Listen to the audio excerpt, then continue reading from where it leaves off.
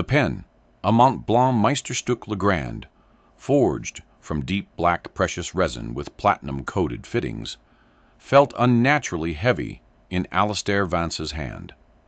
It was an extension of his will, an instrument that had signed away billions, created empires, and crushed competitors. Today, it hovered over the single most important document of his 48 years on Earth. The culmination of a 6-month bare-knuckle corporate war. The Kalin merger.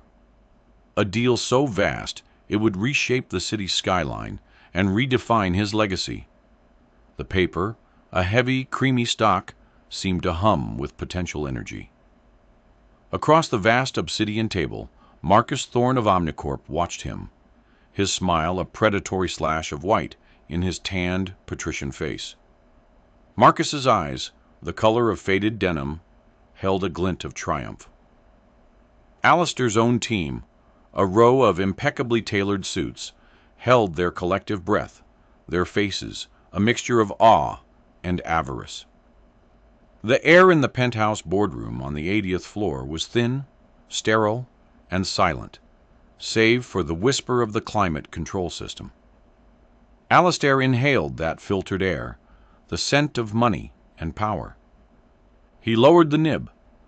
It was a fraction of an inch from the signature line. Then a sound shattered the sanctified silence. A child's voice, high and piercing, sharp as a shard of glass. "Don't sign it, mister! It's a trap!" Chaos erupted. It was a sound so alien in this cathedral of commerce that for a moment no one could process it. Heads whipped around. Alastair's pen jolted, leaving a small, jagged black starburst on the pristine paper. From behind a thick velvet curtain that concealed a service entrance, a small girl tumbled into the room. She couldn't have been more than 7 or 8 years old, with a storm of tangled brown hair, a smudged face, and wide, terrified eyes the color of moss. She wore a faded pink t-shirt with a cartoon cat on it and jeans with a rip in one knee. Security, 2 burly men in suits that were a size too small, burst in right after her, their faces flushed with panic and embarrassment. "Mr. Vance, apologies, sir. We don't know how," one of them started, reaching for the child. But the little girl was quick. She scrambled under the massive table, her small form a flash of color in the forest of dark-suited legs. Alastair looked from the ink blot on the contract to the terrified face of Marcus Thorne, whose smile had vanished, replaced by a mask of pure fury. His team was in disarray, murmuring, standing up. "What is the meaning of this?" Thorne's voice was a low growl. The little girl, now peeking out from under the far end of the table near Alastair's chief counsel, pointed a trembling, grimy finger directly at Marcus Thorne. "He's a liar!" she shrieked. "He's going to trick you! It's a trap!" The word echoed in the cavernous room. Trap. Alastair Vance, a man who had built his entire career on anticipating every possible angle, every hidden clause, every conceivable betrayal, stared at the ink blot. The perfect, multi-billion-dollar deal, marred by a single, chaotic splatter. And the word of a child. He slowly, deliberately, placed the cap back on his pen. The click was louder than a gunshot in the stunned silence. He looked at his own team, then at the apoplectic face of Marcus Thorne, and finally at the wide, pleading eyes of the little girl. "Get her!" Thorne hissed at the security guards. Alastair raised a hand, a simple gesture that froze everyone in the room. "Leave her," he said, his voice calm and measured, a stark contrast to the turmoil that had suddenly erupted in his gut. "The signing is postponed." The fallout was immediate and spectacular. Marcus Thorne stormed out, spitting threats of lawsuits that would make Alastair's company bleed for a decade. Alastair's own board members were in a state of apoplectic shock. Jonathan Pike, his CFO, and a man who valued order above all else, looked as if he might have an aneurysm. "Alistair, for God's sake, what are you doing? This is corporate suicide. Over a child who wandered in off the street?" The girl was now sitting in a plush leather chair in the corner of the boardroom, a bottle of Fiji water clutched in her small hands, looking utterly out of place. A junior associate, a young woman named Clara, had been tasked with watching her. The girl's name, Clara had managed to learn, was Lily. She wouldn't say anything else. Alistair ignored Jonathan's panic. He walked over to the girl. He crouched down, a difficult maneuver in his bespoke suit, bringing himself to her level. The top of his head was now where the titans of industry had sat just minutes before. "Lily," he said softly. Her moss-green eyes were still wide, but the terror was being replaced by a stubborn defiance. "Can you tell me why you think it's a trap?" She shook her head, her brown hair flying. She looked past him at the remaining suits in the room, her small jaw set. Alistair understood. He stood up and turned to his stunned executive team. "Everyone out, now!" Jonathan started to protest, his face turning a dangerous shade of crimson. "Alistair, this is insane.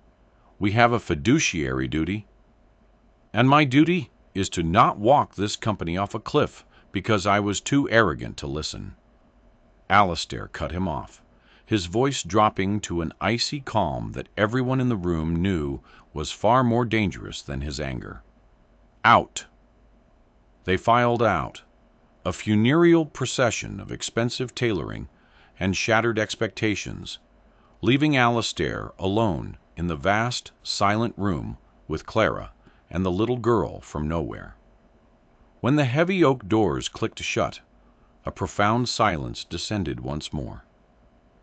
Alistair pulled a chair over and sat facing Lily, ignoring the multi-million-dollar view of the city skyline behind him. Clara stood by, a silent, nervous guardian. "Okay, Lily," he began again, his voice gentle. "It's just us now. Can you tell me what you meant?" Lily took a long swallow of the ridiculously expensive water. She looked at the bottle, then at Alistair's suit, then at the cavernous room. She was taking his measure. He'd been sized up by the world's most ruthless negotiators, but the unwavering gaze of this child was somehow more unnerving. "My mom says you should never trust a man with two faces," she said finally, her voice small but clear. "Mr. Thorne has two faces." Alistair leaned forward, intrigued. "How do you know that?" "I heard him. On the phone. In the hallway." She pointed toward the service entrance she'd burst through. "He was laughing. He said the old bull was so desperate for a legacy he didn't even read the fine print. He said the environmental reports were a work of art, and that by the time the real toxins were found in the soil, your company would be holding the bag for the cleanup. He said it would be a slow and beautiful bankruptcy." Every word was a tiny, cold stone dropping into the pit of Alistair's stomach. The Kalen deal involved the acquisition of a massive tract of post-industrial land, the Meridian, which Omnicorp had acquired piece by piece over the years. It was slated for a colossal mixed-use development. Vance Towers. His legacy. The environmental due diligence had been exhaustive. A mountain of paperwork that his legal team had assured him was ironclad. "A work of art," she'd said. A chill snaked up his spine. "Where did you hear this, Lily?" "I was with my mom. She cleans the offices on this floor. I was in the little room, the one with the mops. The door was open a little bit. He was leaning against the wall right outside." So, that was how she got in. A cleaner's daughter? A ghost in the corporate machine, privy to its most secret whispers. It was almost too perfect, too much like a story. And yet, the conviction in her eyes felt real. The fury on Marcus Thorne's face had felt real. He had looked less like an inconvenienced executive and more like a predator whose prey had been spooked at the last possible second. "What's your last name, Lily?" Alistair asked. "Peterson," she whispered. "My mom is Sarah Peterson." Alistair nodded to Clara. "Clara, please find Sarah Peterson. I believe she works for the building's janitorial contractor. Ask her to come here. Tell her her daughter is safe, and that it's very important." Clara scurried out, her heels clicking nervously on the marble floor. Alistair was left alone with the child who had just thrown a grenade into the most important day of his life. He looked at the contract on the table, the small, violent starburst of ink next to the signature line. It looked less like a mistake now, and more like a warning, a stop sign. He had built an empire on logic, data, and ruthless calculation. Now he was betting it all on the word of a 7-year-old girl with a smudge on her cheek.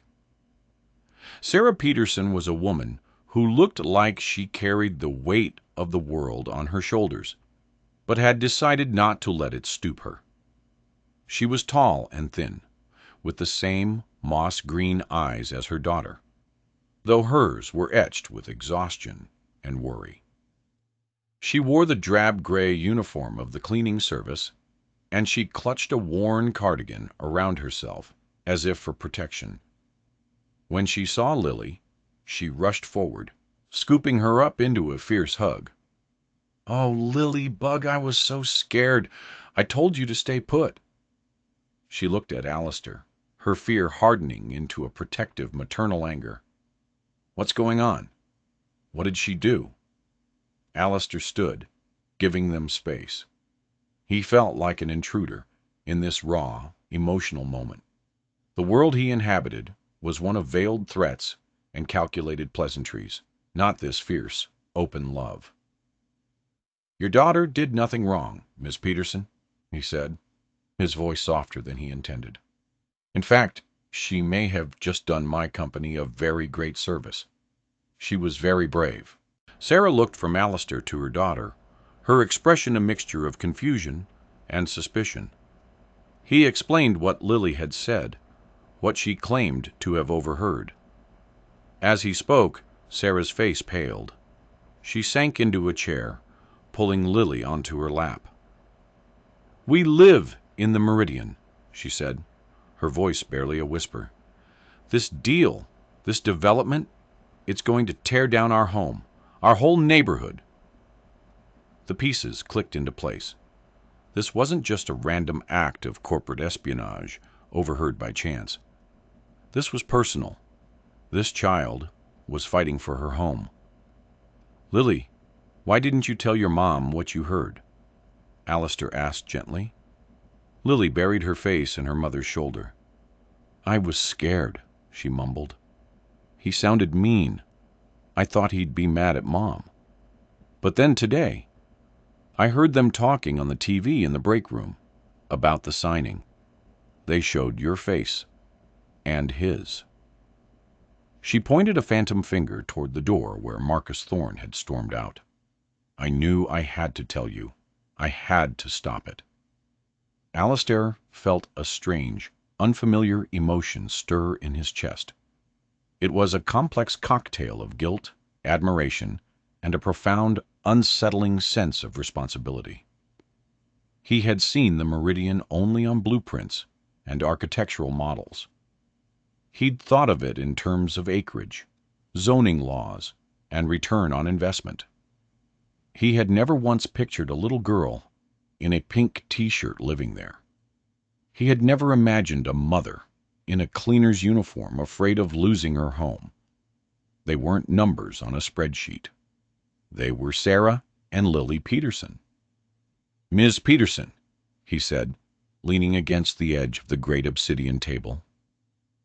"I need you to understand the position you and your daughter are in. If what she's saying is true, Omnicorp will not be happy. Marcus Thorne is a powerful man. He could make things very difficult for you." Sarah's arms tightened around Lily. Her chin lifted. The exhaustion in her eyes was replaced by steel. "Mr. Vance, he's already making things difficult for us. He's taking our homes. If my daughter's words can stop that, then we'll face whatever comes." Alistair looked at them.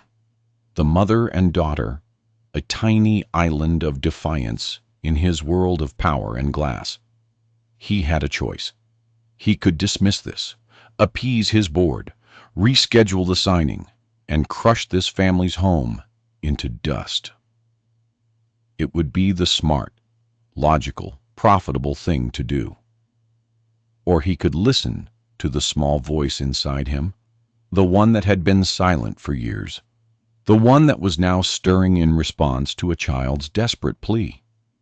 He could choose to believe her. "Clara," he said, speaking to the intercom on his desk. "Yes, Mr. Vance." "Get me a copy of the full, unredacted environmental survey for the Kalen acquisition, all 5,000 pages of it. And get me our head of environmental engineering. Tell him to cancel his trip to Dubai. I want him in my office in 1 hour. And find a car service. I'm taking Ms. Peterson and Lily home." The drive from the gleaming, vertical world of downtown to the low-slung horizontal neighborhood of the Meridian was like traveling between different countries. Alistair's town car, a silent leather and wood cocoon, purred through the city's arteries, past high-end boutiques and sleek condo towers.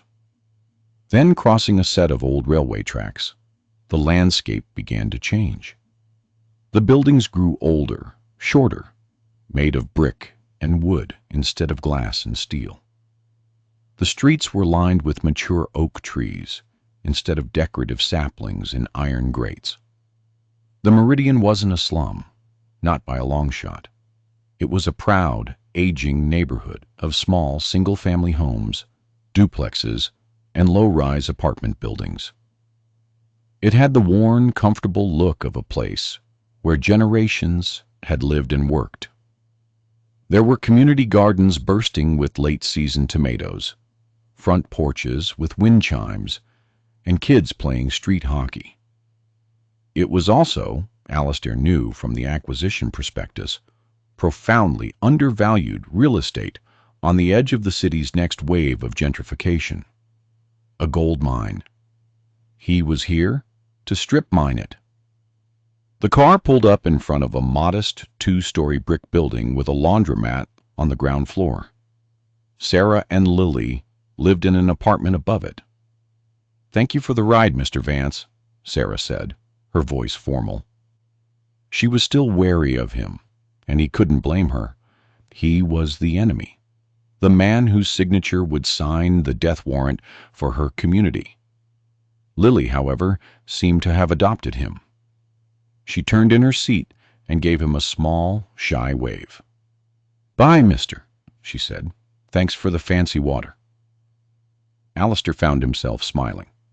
A genuine, unforced smile. It felt rusty. "You're welcome, Lily. Be good for your mom." As they got out, he watched them go.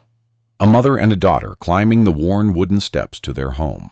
He saw the Save the Meridian signs in the windows of the laundromat and the apartments next door. He saw the hand-painted mural on the side of a corner store depicting the neighborhood's history. This wasn't just a collection of buildings. It was a place, a community, a home. His phone buzzed. It was Jonathan Pike. Alistair ignored it. It buzzed again, and again. He finally answered, his voice sharp. "What?" "Alistair, Marcus Thorne is on a warpath. He's talking to the press. He's claiming we're in breach. The stock is going to take a beating in the morning." We need to issue a statement. We need to fix this. I am fixing it, Alistair said, his eyes on the mural. It depicted smiling workers in a factory that had long since closed, children playing in a park, families having picnics. By driving the cleaner home? What the hell is going on with you? Jonathan's voice was tight with frustration. I'm taking a closer look at the fine print, Jonathan, Alistair said. There's a smell here. Something's off.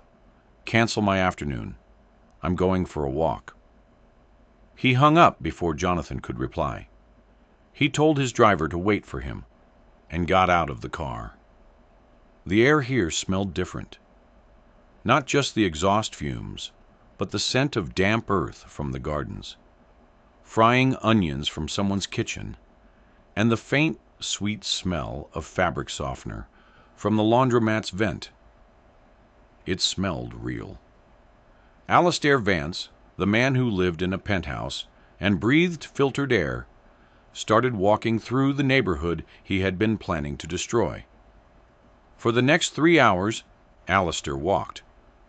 He shed his suit jacket, slinging it over his shoulder, and rolled up the sleeves of his crisp white shirt. He felt conspicuous, a wolf in sheep's clothing, though in this case the sheep were in denim and he was in Xenia. People watched him from their porches. They paused their conversations as he passed. He was an alien here. He walked past a small park where a group of old men were playing chess, their faces creased with concentration. He saw a community center with a flyer taped to the door for a potluck dinner to raise money for the Meridian Defense Fund. He passed a small bakery where the smell of fresh bread was so intoxicating he almost went in. He was used to commanding rooms, to being the center of attention. Here, he was an outsider, an object of suspicion, and he was seeing, for the first time, what was actually at stake. It wasn't just land. It was the chess games, the potluck dinners, the bakery that had been there for 50 years. It was the entire ecosystem of a community. He found himself on a street called Elm Drive. The name pricked at something in his memory. A dull, faded ache. The houses here were a little smaller, the yards a little neater. He stopped in front of a small blue bungalow with white trim. It had a large oak tree in the front yard, a tire swing hanging from one of its thick branches. There was a vegetable patch in the front garden, meticulously weeded. Something about the house held him captive. The precise angle of the roof, the pattern of the 3 windows across the front, the way the porch steps sagged just slightly to the left. He felt a dizzying sense of vertigo, of déjà vu so powerful it almost buckled his knees. He knew this house. He had lived in this house. The memories came flooding back, not in a gentle stream, but in a tidal wave that threatened to drown him. He was 5 years old, his father, a strong man with calloused hands, pushing him on that very tire swing. He was 10, hiding from his mother behind that oak tree after breaking a window with a baseball. He was 16, sitting on those sagging porch steps, his first real heartbreak a raw, open wound in his chest. His mother, her hands always smelling of soil and yeast, tending that same patch of garden. Alistair Vance, the self-made man, the titan of industry who had told every magazine and news outlet that he came from nothing, had lied. He hadn't come from nothing. He had come from here, from this small blue house on Elm Drive in the Meridian. A past he had spent 30 years and billions of dollars trying to bury, to run from, to erase. And he had just been about to sign a contract to bulldoze it into oblivion. The trap Lily had warned him about wasn't just in the fine print of a contract. It was a trap for his soul. He stumbled back from the house as if it had physically struck him. He leaned against the rough bark of a tree across the street, struggling to breathe. The carefully constructed edifice of his life, the narrative of Alistair Vance, was crumbling around him. He had told himself the story for so long he had come to believe it, that his past was a gray, featureless landscape of poverty and struggle from which he had heroically escaped. He had conveniently forgotten the color, the texture, the love. He had forgotten the smell of his mother's baking, the sound of his father's laughter. He'd left the Meridian at 18 on a scholarship to a fancy university and had never looked back. He'd changed his accent, his clothes, his entire persona. He was ashamed of this place, of his humble beginnings. He had seen it as a cage to be escaped, not a foundation to be built upon. His parents were gone now. His father had died of a heart attack 20 years ago, a factory worker worn down by a lifetime of hard labor. His mother had passed away 5 years later, of what the doctors called a broken heart, and what Alistair, in his guilt, knew was loneliness. He had sent money, of course. Always he sent money. It was easier than sending himself. He'd paid for the funerals from a distance, orchestrating them through an assistant, too busy with a hostile takeover to come home and say goodbye in person. He had sold the house through a realtor without ever setting foot in it again. He had washed his hands of the Meridian, and now, through the most improbable of circumstances, it had reached out and pulled him back. His phone buzzed again, dragging him from the whirlpool of his memories. This time, it was a text from his environmental engineer, a brilliant, persnickety man named David Chen. Got the files. There are anomalies. Signatures in the soil composition reports don't match the control samples. Someone has been cooking the books. And I mean really cooking them. I need to see the raw data from the core samples Omnicorp provided. This is bad, Alistair. Lily was right. It was a trap. A sophisticated, well-hidden, deeply cynical trap. Omnicorp had bought the land cheap because it was toxic, a legacy of the old factories that had once dominated the area. They had doctored the environmental reports, creating a work of art that would satisfy the due diligence of a company eager to close a deal. They were planning to sell him a toxic waste dump disguised as a gold mine, leaving Vance Industries to face the multi-billion-dollar cleanup costs and the catastrophic public relations nightmare when the truth inevitably came out. Marcus Thorne hadn't just been buying a property. He'd been trying to execute a rival. Alistair felt a cold, clear rage replace the dizzying confusion. This wasn't just business anymore. Marcus Thorne hadn't just tried to swindle him. He had tried to use Alistair to destroy his own past, to poison the very ground his mother had tilled. He walked back to the car, his stride now purposeful. His driver, startled by the grim, determined look on his face, opened the door without a word. "Back to the office," Alistair said, his voice hard as steel. "And get Jonathan Pike on the line. Tell him the war has just begun." The next 48 hours were a blur of controlled chaos. Alistair's boardroom, which had been a chamber of despair, was transformed into a war room. He assembled a small, elite team. David Chen, the environmental engineer, his sharpest in-house lawyer, a woman named Maria Flores, and against his better judgment, a chastened and deeply confused Jonathan Pike. He laid out everything. Lily's warning, his visit to the Meridian, his personal connection to the neighborhood, a revelation that left Jonathan and Maria staring at him in stunned silence, and David Chen's preliminary findings. They used a layered forgery technique, David explained, pointing at spectrographic charts on a large screen. They took legitimate core samples from clean sites miles away and digitally spliced their data signatures over the contaminated sample data from the meridian. It's brilliant in a sociopathic sort of way.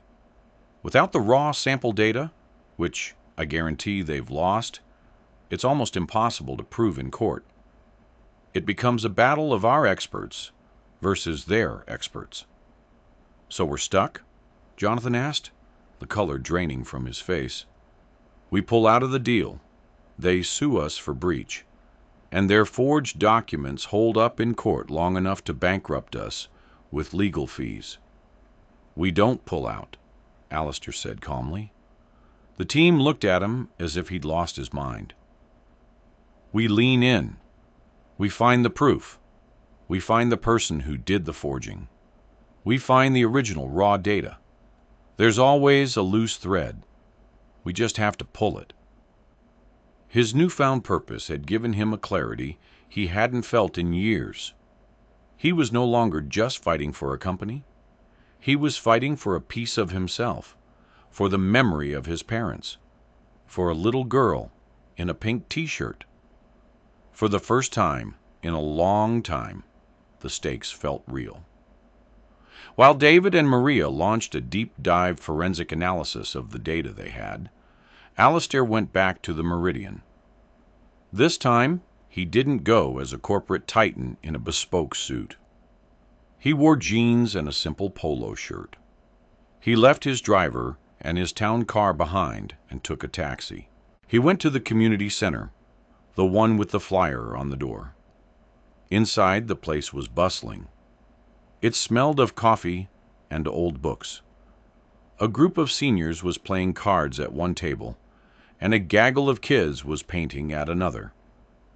A woman with a shock of gray hair and fiery eyes behind a pair of spectacles was directing traffic. She was the one in charge. He could tell. "Can I help you?" she asked, her voice wary as he approached. He was still an outsider. "My name is Alistair Vance," he said.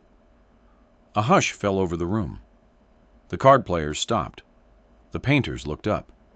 He was the devil himself, walking into their sanctuary. The woman's eyes narrowed. "We know who you are. Come to deliver the eviction notices in person?" "No," Alistair said, holding up his hands in a gesture of peace.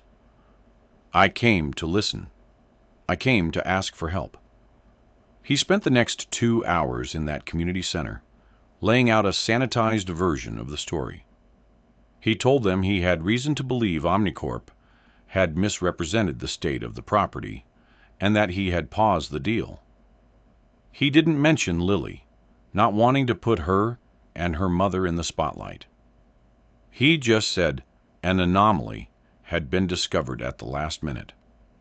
The initial suspicion in the room slowly, cautiously, began to thaw, replaced by a flicker of hope. The woman with the gray hair, whose name was Eleanor Vance, no relation, a fact that caused a moment of shared irony, was the head of the Meridian Defense Fund.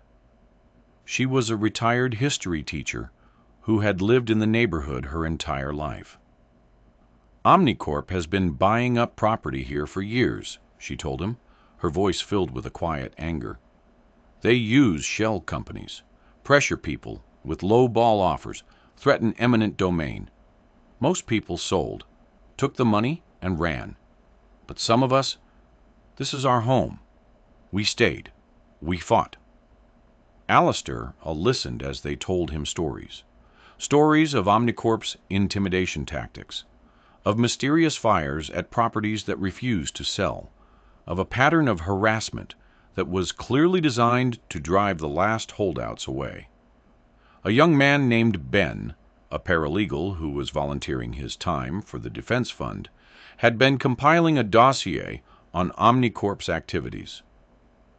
Their primary acquisition vehicle was a company called Ridgeback Properties, Ben explained, opening a laptop. Completely anonymous, registered offshore, but we tracked their local agent, a guy named Frank Miller. A real piece of work. He was the one who personally oversaw the land surveys and soil testing about a year ago. A name, a thread. Alistair's pulse quickened. Tell me about this Frank Miller. A corporate bully, Eleanor said with distaste.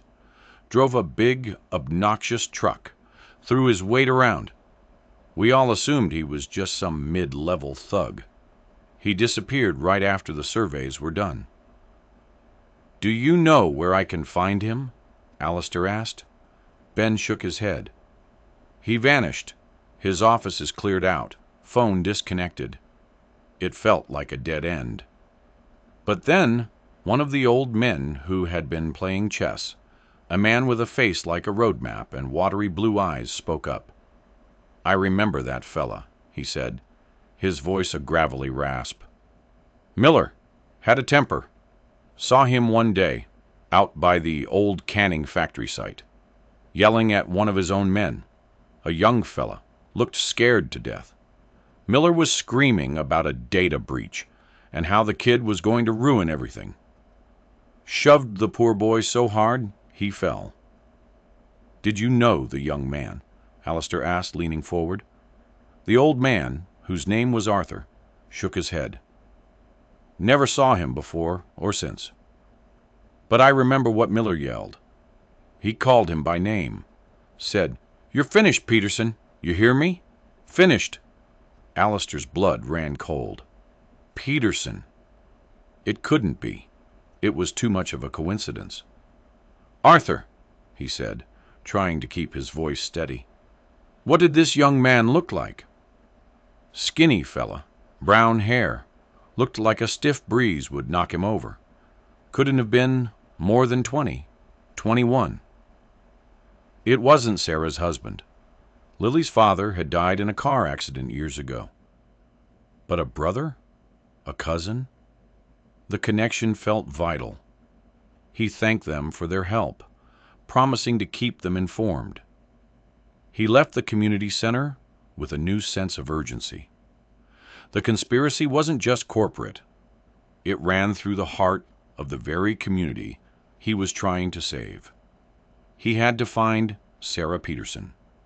He had a feeling her family's story and the story of the Meridian's soil were intertwined in a way he was only just beginning to understand.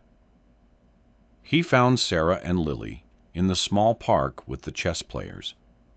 Lily was on a swing, her mother pushing her gently, a small, sad smile on her face.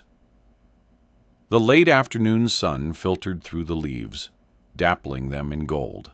For a moment, Alistair just watched them, a perfect picture of maternal love that sent a sharp pang of his own loss through him. He approached slowly, not wanting to startle them. Sarah saw him, and her smile faded, replaced by a familiar look of weary caution. Mr. Vance. Sarah, he said, his voice quiet. I need to ask you about your family. Do you have a younger brother or a cousin, someone in their early 20s named Peterson? Sarah stopped pushing the swing. She turned to face him fully, her green eyes searching his face. I have a brother, she said slowly. His name is Leo. He's 22. Why? I think he may be in trouble, Sarah, and I think he might be the key to proving what Omnicorp did. He told her what he had learned at the community center about Frank Miller and the young man he had threatened. As he spoke, Sarah's face grew tight with fear. Leo, she breathed. He was working for a land surveying company last year. He was so excited. It was his first real job out of community college. He said the money was great, but then he quit, just like that. He wouldn't talk about it. He became quiet, withdrawn. He moved out of the city a few months ago. said he needed to get away. Where did he go, Sarah? Upstate, a little town called Northwood. He works at a diner there. He barely calls. She was twisting a loose thread on her sleeve, her knuckles white. He sent me some money before he left. A lot of money. He told me it was a bonus and to use it to get a better place, to move out of the Meridian. I told him we were staying. We got into a fight about it. I haven't heard much from him since. It all made a terrible kind of sense. Leo Peterson, a young man from the neighborhood, hired by a subsidiary of Omnicorp. He was likely the technician who collected the real core samples. He must have realized what they were doing, that the work he was doing was going to be used to destroy his own community, his own sister's home. He must have tried to do something, copy the data, blow the whistle. And Frank Miller found out. They paid him off, threatened him, and scared him into silence and self-imposed exile. Leo Peterson was the loose thread. I need to talk to him, Sarah, Alistair said. I think he has the proof we need, the original data files. He won't talk to you, she said, shaking her head. He's terrified. He won't even talk to me. Then you have to come with me, Alistair urged. He'll listen to you. We can protect him, Sarah. I can protect him. But he has to be willing to trust me. Sarah looked at Lily, who was now dragging her feet in the wood chips under the swing, oblivious to the adult drama swirling around her. She looked at her daughter, then back at the powerful, determined man standing before her. A man who, 2 days ago, had been her faceless enemy. Now he was offering a desperate, unbelievable lifeline. All right, she said, her voice trembling slightly but firm. I'll come. For Lily. For Leo. For my home. The next morning, Alistair did something he hadn't done in 20 years. He took a day off. He didn't just take a day off, he went completely off the grid. He left his phone in the office with Clara, with strict instructions to only contact him in case of a genuine catastrophe. He rented an anonymous black SUV, a far cry from his chauffeured town car, and drove himself to Sarah's apartment building. When she came down with Lily, he was struck by how different she looked outside of her cleaner's uniform. She wore simple jeans and a green sweater that matched her eyes. She looked younger, less burdened. Lily was clutching a worn teddy bear, her eyes wide with the excitement of an unexpected road trip. The 4-hour drive to Northwood was a strange, surreal experience for Alistair. The quiet hum of the car, the endless ribbon of highway, the presence of this small family in his space. It was more real than any boardroom meeting. Lily, in the back seat, chattered away, pointing out cows and asking a million questions. Sarah was quiet at first, but as the city receded in the rear-view mirror, she began to relax. They talked, not about the deal, or Omnicorp, or the impending fight. They talked about Lily's school, about the cost of groceries, about Sarah's dreams of becoming a pediatric nurse, a dream she'd put on hold when her husband died. Alistair found himself talking too. He told her about his own mother, about her garden, about the blue house on Elm Drive. He admitted, for the first time aloud, to another human being, that he had grown up in the Meridian. Sarah listened without judgment, her green eyes filled with a surprising empathy. It's a hard place to leave, she said softly, and I guess it's a hard place to come back to. By the time they reached Northwood, a tiny, picturesque town nestled in the mountains, a fragile, tentative bond had formed between them. They were no longer just a CEO and a cleaner. They were Alistair and Sarah, two people from the same place, fighting for the same thing. The diner where Leo worked was a classic slice of Americana, all chrome and red vinyl. A bell chimed as they entered. A young man with a familiar shade of moss-green eyes and a thin, haunted face looked up from behind the counter. He saw his sister, and a flicker of joy crossed his face, immediately extinguished when he saw Alistair standing behind her. He froze, a deer in the headlights. "Sarah, what are you doing here?" he stammered, his eyes darting nervously around the diner. "And who is that?" "Leo, we need to talk," Sarah said, her voice pleading. "It's important." Leo untied his apron and led them to a booth in the back, his movements jerky and panicked. He wouldn't look at Alistair. "You shouldn't have come here," he whispered, his hands trembling. "You don't understand. These people are dangerous." "We know, Leo," Sarah said, reaching across the table to take his hand. "That's why we're here. Mr. Vance knows what they did. He's trying to stop them." Leo snatched his hand back. "Stop them! He's one of them. His name is on all the signs. Vance Towers. He's the one tearing down our home." "Things have changed, Leo," Alistair said, his voice calm and steady. He looked the young man in the eye. "I'm not tearing down your home. I'm trying to save it. But I can't do it without your help. I know what Frank Miller did to you. I know they threatened you, paid you to keep quiet. I know you were the tech on the Meridian survey." Leo's face was a mask of terror. "I don't know what you're talking about." "Yes, you do," Alistair pressed gently. "You're a good kid, Leo. You were put in an impossible position. They used you to poison your own neighborhood, but you were smart. You knew what they were doing was wrong. You kept a copy of the real data, didn't you? An insurance policy." Leo just stared at him, his mouth opening and closing silently. "They'll kill me," he finally whispered, the words raw with fear. "They said they would kill me and my family if I ever talked." "And I'm telling you that I will protect you," Alistair said, his voice resonating with absolute conviction. "I have resources, lawyers, security. They will never touch you or your sister. But you have to make a choice. You can stay here, hiding for the rest of your life, living with what they made you do. Or you can be the person who saves the Meridian, the person who saves your sister's home." Sarah was crying softly now, her hand on her brother's arm. Lily, who had been quietly coloring on a napkin, looked up, her young face a mirror of her uncle's turmoil.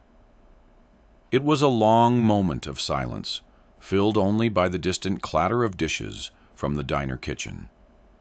Leo looked at his sister's tear-streaked face. He looked at his little niece, watching him with those wide, trusting eyes. He looked at the powerful man who was promising him protection. He finally took a shuddering breath and nodded. "It's on a thumb drive," he said, his voice cracking. "I buried it in a lockbox. Back home? In the park, under the old chess table."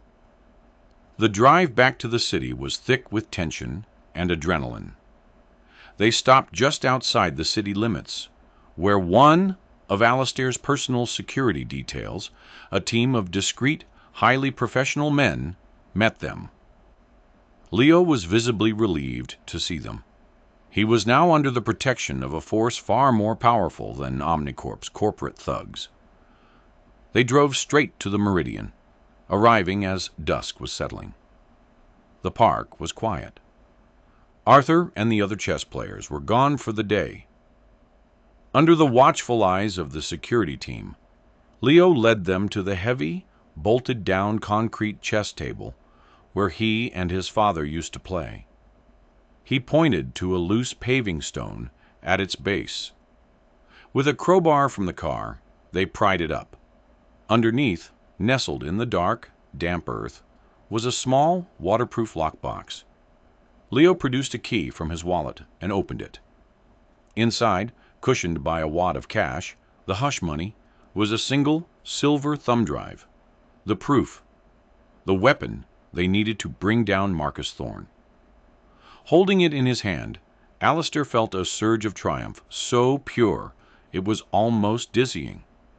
It was the key to saving his company, to saving a community, and to saving himself.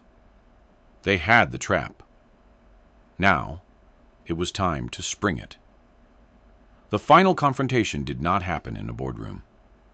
Alistair decided it needed to be on his terms, on his turf. He arranged a meeting with Marcus Thorne at a neutral location, a private suite at a downtown hotel. He told Thorne it was to finalize the terms of their revised agreement. Thorne arrived smug and confident, flanked by his lawyers, clearly believing Alistair had come to his senses and was ready to capitulate. He walked into the suite, his predatory smile firmly in place. "Alistair, glad to see you've come to your senses. Let's put this unfortunate interruption behind us, shall we?" Alistair was standing by the window, looking out at the city. He turned slowly. He was alone. No lawyers, no CFO. Just him. "There will be no agreement, Marcus," he said, his voice quiet. Thorne's smile faltered. "What is this? More games? My lawyers will have you in court for the next 20 years. "Your lawyers will be busy defending you in a criminal trial," Alistair said. He gestured to a large television screen on the wall. He pressed a button on a remote. An image appeared on the screen, a complex spectrographic chart. It meant nothing to Thorne, but the next image did.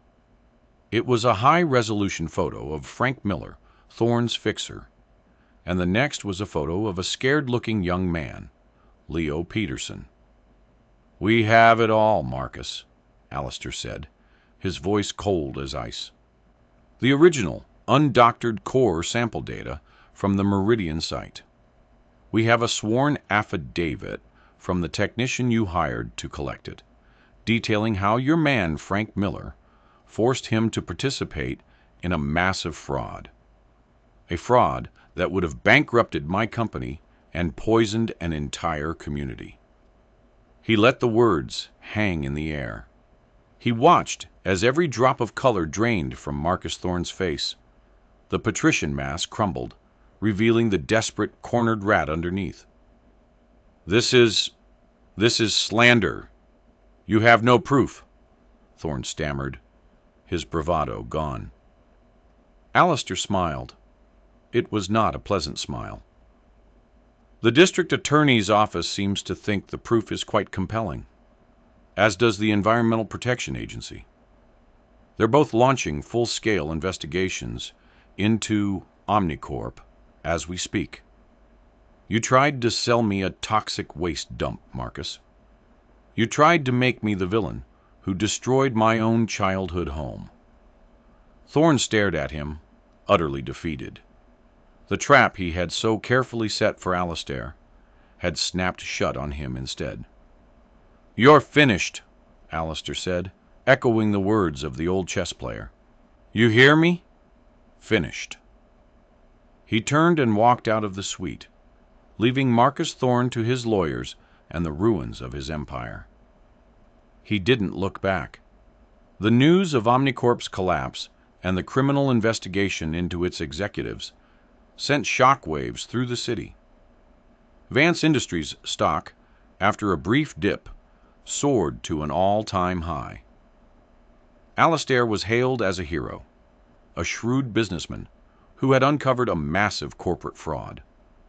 The media spun a narrative of a brilliant CEO protecting his shareholders. They didn't know the half of it. They didn't know it was all because of a little girl's desperate cry. Alistair didn't correct them. He didn't need the public adulation. His reward was something far more valuable. He officially and permanently canceled the Kalen acquisition. But he didn't abandon the Meridian. Instead, he created the Vance Foundation, a non-profit organization seeded with $100 million of his own money, dedicated to the revitalization and preservation of the neighborhood. The foundation's first act was to buy up all the properties that Omnicorp had acquired through its shell companies. He didn't tear them down. He refurbished them, turning them into high-quality, affordable housing for the existing residents. He invested in the community center, building a new wing with a library and a computer lab. He set up a scholarship fund for the children of the Meridian, ensuring they would have the opportunities he had to fight for. And he went to the little blue house on Elm Drive. It was currently occupied by a young family who were renting from one of Omnicorp's shell companies. He bought the house, but he didn't ask them to leave. He told them the house was theirs, mortgage-free, a gift from the foundation. All he asked was that they continue to take care of his mother's garden. One crisp autumn afternoon, a few months later, Alastair was back in the Meridian Park. The foundation was hosting a community celebration. There was music, food, and laughter. He saw Eleanor Vance, the fiery teacher, laughing with Arthur, the chess master. He saw Ben, the young paralegal, talking to Maria Flores, Alastair's own lawyer. He'd hired Ben to work for the foundation.